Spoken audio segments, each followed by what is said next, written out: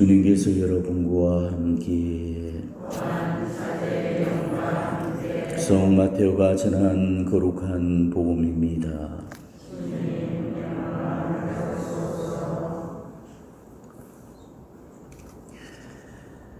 그때 예수님께서 제자들에게 이런 비유를 들어 말씀하셨다. 하늘나라는 자기 보도밭에서 일한 일꾼들을 사려고 이른 아침에 집을 나선 받임자와 같다. 그는 일꾼들과 하루 한 데나리온으로 합의하고 그들을 자기 보도밭으로 보냈다. 그가 또 9시쯤에 나가보니 다른 이들이 하는 일 없이 장터에 서 있었다. 그래서 그들에게 당신들도 포도밭으로 가시오. 정당한 삭슬 주겠소 하고 말하자 그들이 갔다. 그는 다시 12시와 오후 3시쯤에도 나가서 그와 같이 하였다. 그리고 오후 5시쯤에도 나가보니 또 다른 이들이 서 있었다. 그래서 그들에게 당신들은 왜 온종일 하는 일 없이 여기 서 있소 하고 물으니 그들이 아무도 우리를 사지 않았기 때문입니다 하고 대답하였다. 그러자 그는 당신들도 포도밭으로 가시오 하고 말하였다. 저녁 때가 되자 포도밭 주인은 자기 관리인에게 말하였다.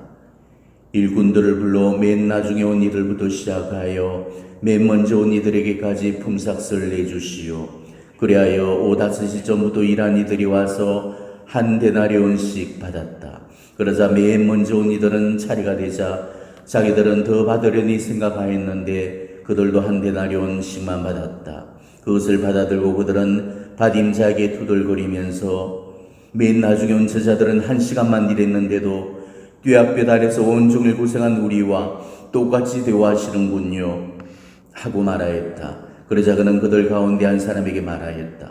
친구여, 내가 당신에게 불의를 저질렀다는 것이요, 당신은 나와 한 데나리온으로 합의하지 않았소. 당신 품삯이나 받아서 돌아가시오. 나는 맨 나중에 온 이 사람에게도 당신에게 저런 품삯을 주고 싶소. 내 것을 가지고 내가 하고 싶은 대로 할 수 없다는 말이요, 아니면 내가 후하다고 해서 시기하는 것이요. 이처럼 꼴찌가 첫째 되고 첫째가 꼴찌 될 것이다. 주님의 말씀입니다.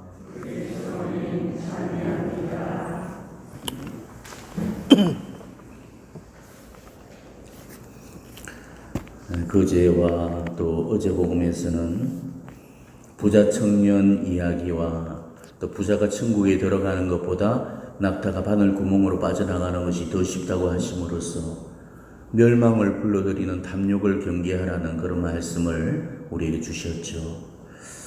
탐욕에 대한 그 주의는 아무리 강조해도 지나치는 법이 없습니다. 왜냐하면 영혼을 지옥으로 떨어뜨리는 무서운 악득이기 때문에 그렇습니다.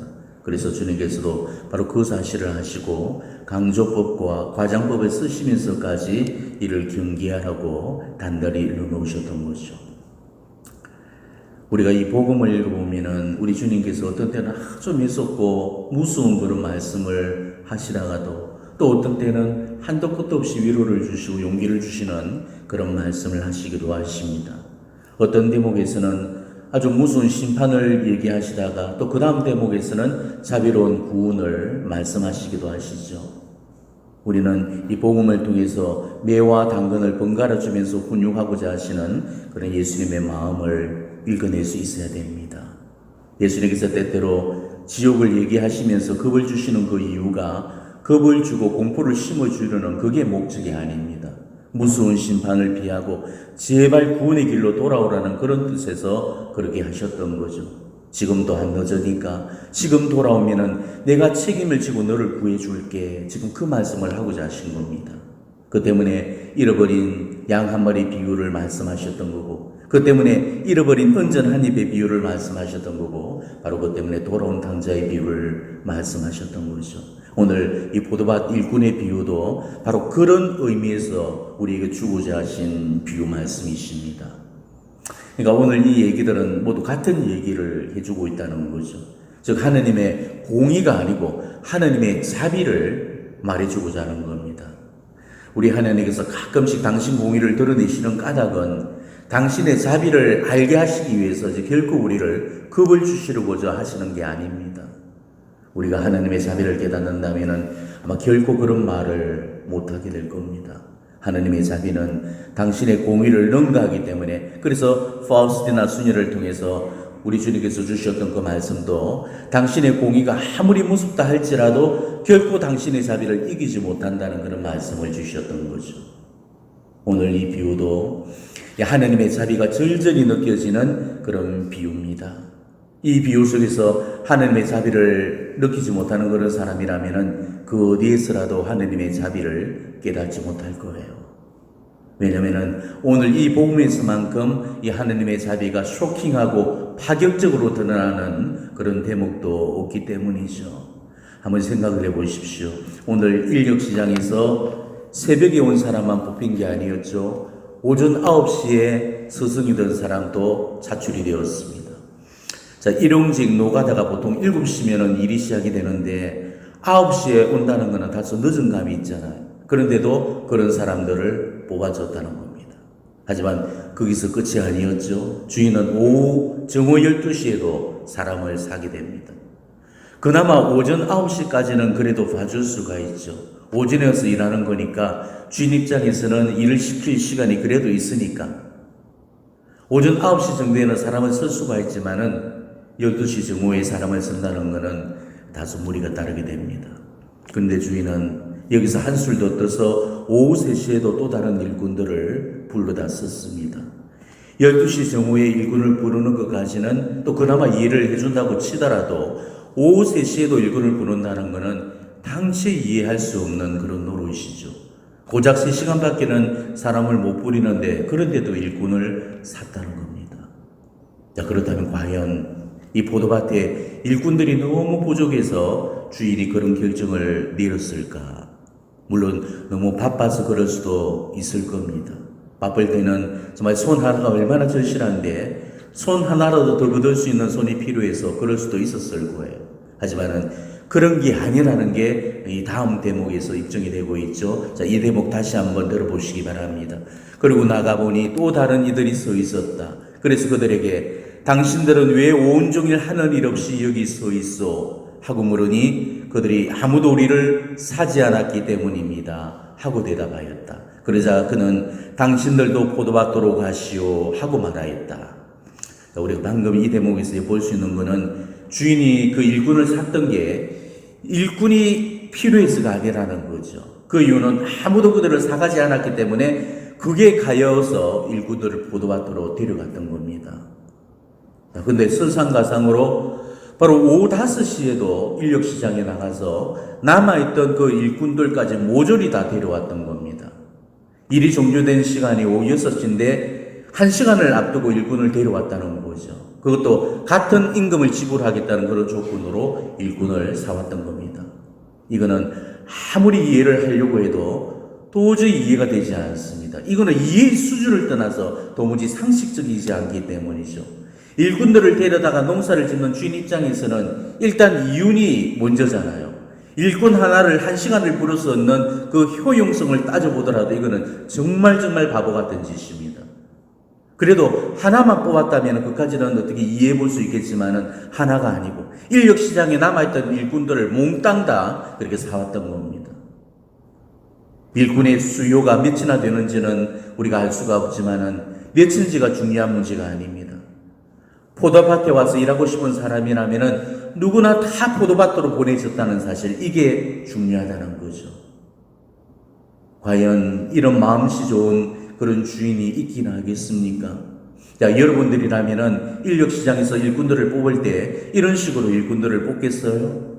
무슨 자승가도 아니고 사업을 하는 사업가인데 이거는 도무지 말도 되지 않는다는 것입니다. 그런데도 그 주인은 이런 말도 안 되고 바보 같은 짓을 스승지 않고 행했다는 겁니다. 어리석어서 그런 건지 아니면 계산을 못해서 그런 건지는 잘 몰라도 어떤 이유로 그랬던지 간에 그건 도무지 이해될 수 없는 행동이 아닐 수가 없죠.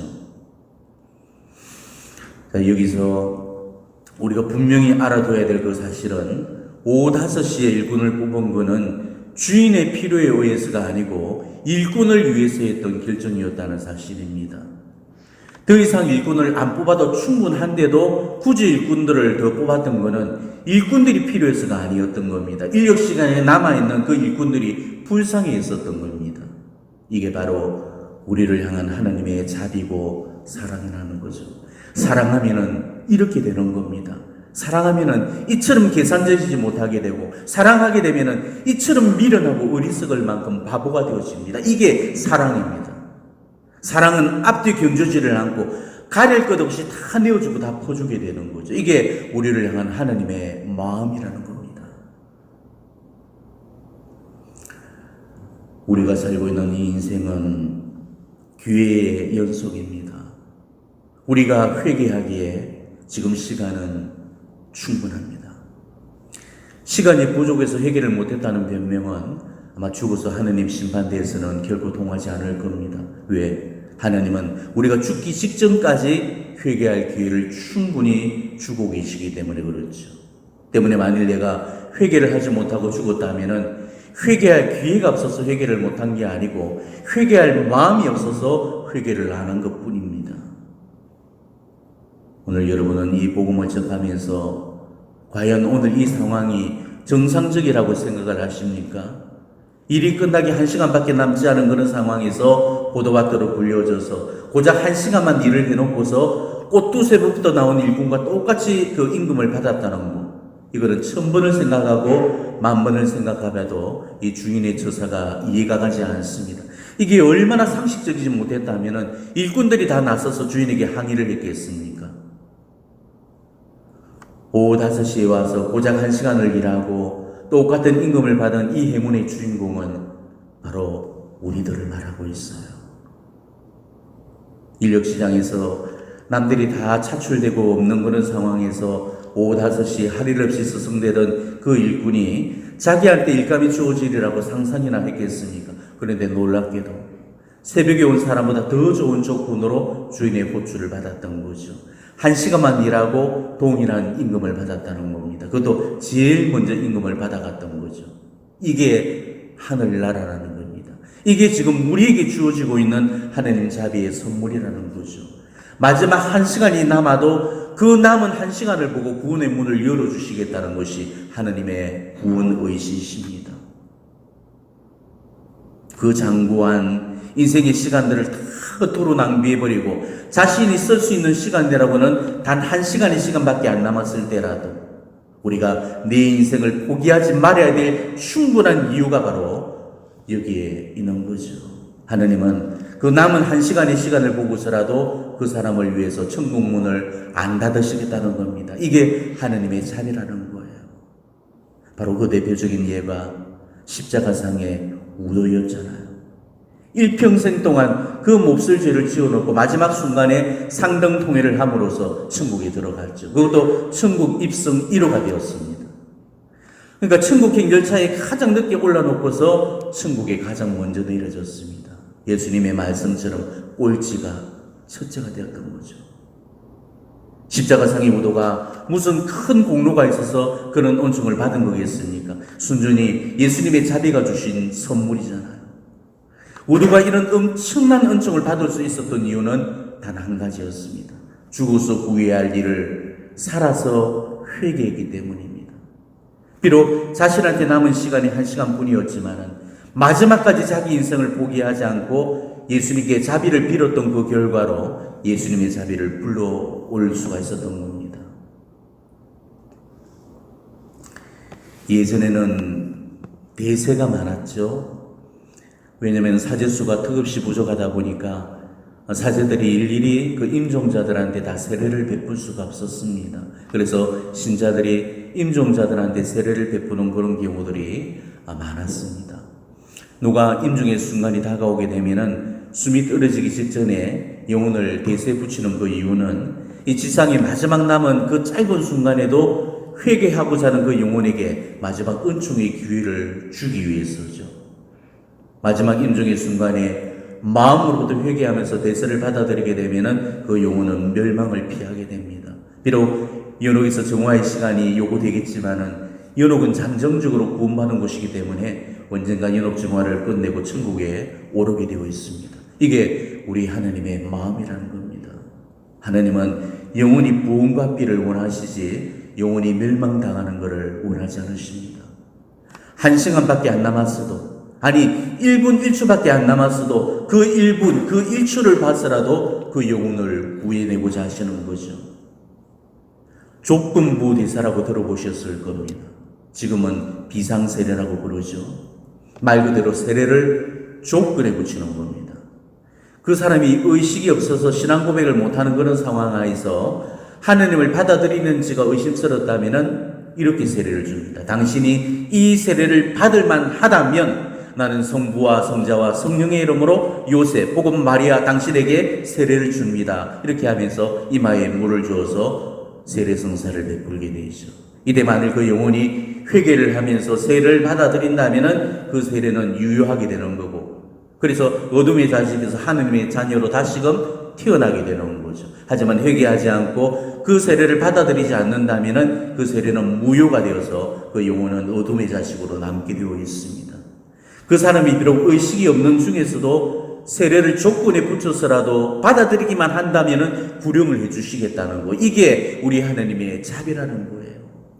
심지어는 숨이 떨어지고 나서도 한두 시간이 지나갔더라도 그 사람이 죽었다고 그 영혼을 포기하는 일이 없어야 됩니다. 그럴 때라도 비록 우리는 다 몰라도 그 죽은 영혼이 세례를 갈급하는 그런 경우들이 있을 수도 있기 때문에 조건에 붙여서라도 세례를 베풀 수가 있는 거죠. 하느님의 자비가 이거를 허용해 주시기 때문에, 그래서 지금 우리 교회가 죽고 난 이후에도 한두 시간 안에는 성사를 베풀 수가 있는 것입니다. 이런 사람은 오다섯에 온 사람이 아니에요. 마감 시간이 끝나자마자 온 사람이죠. 마감 시간이 끝났는데도 하느님은 또 봐주십니다. 왜? 영혼이 천하보다 귀하고 아쉬워서 그런 영혼들도 포기하지를 못하시고 그런 영혼들한테마저도 자비의 문을 열어주시는 겁니다. 우리가 이런 하느님의 사랑과 자비를 깨닫는다면 우리 하느님이 잔인하시다는 둥, 우리 하느님이 무자비하시라는 둥 그런 말은 못하십니다. 하느님의 자비가 없었더라면 우리는 벌써 이성의 목숨이 끝났을 겁니다. 오늘 이 하루도 우리를 살려주신 이유는 내가 잘 살아서 살려두시는 게 아닙니다. 잘못 살고 있는 나한테 회개할 기회를 충분히 주기 위해서, 그래서 우리를 살려놓고 계시는 거예요. 그러니 우리는 이런 주님의 자비를 찬양하면서 회개하고 주님께 돌아와야 됩니다. 인력시장에 차출이 되지 않았더라도, 1시간밖에 시간이 남지 않았더라도 하나님은 그런 사람을 끝까지 포기하지 않으시고 당신 포도밭으로 다 데려가시려고 하셨습니다. 그러니 자기가 자기만 포기하지 않으면 되는 거죠. 그런데도 우리는 죄를 지었을 때 죄를 지은 그런 자신을 너무 쉽게 포기를 해버리게 됩니다. 이런 내가 과연 하나님의 용서를 입을 수 있을까? 그러면서 하나님의 자비부터 의심을 하게 되는 거죠. 아무리 용서받지 못할 큰 죄를 지은 순간에도 절대 자기 자신을 포기하는 일이 없기를 바랍니다. 하느님도 나를 포기하지 않으시는데 내가 나를 포기해서야 되겠습니까? 그러니 오후 5시까지 끝까지 그 자리를 지키고 서 있었던 바로 그 일꾼들처럼 우리 역시도 두 다리를 꼿꼿이 하고 허리를 세우고 이를 악물고 바로 그 자리에 버티고 서 있어야 됩니다. 그러면은 나한테까지도 반드시 그 기회가 찾아올 거고 주인이 나를 보시고 나를 불러주실 겁니다. 나만 구원을 향해서 포기하지 않는다면 주님이 나를 포기하시는 일은 없으실 거고 언제라도 나를 당신께로 불러주실 겁니다. 오늘 복음은 하나님의 하예와 같은 자비를 우리에게 묵상시키는 그런 초대의 말씀입니다. 나 같은 뜰거지 인생한테조차도 기회를 주고자 하시는 이 하나님의 사랑 앞에 우리는 감사를 드려야 됩니다. 죽을 때까지 회개할 기회가 주어진다면 아직도 우리한테는 회개할 시간이 충분한 거죠.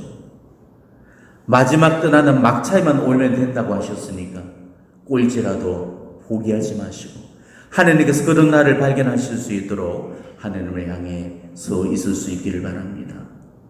오늘 5시에 온 그 사람이 바로 나라는 사실을 깨달으시고 바로 해피엔딩으로 끝나는 이 이야기의 주인공들이 되시기를 진심으로 축원합니다.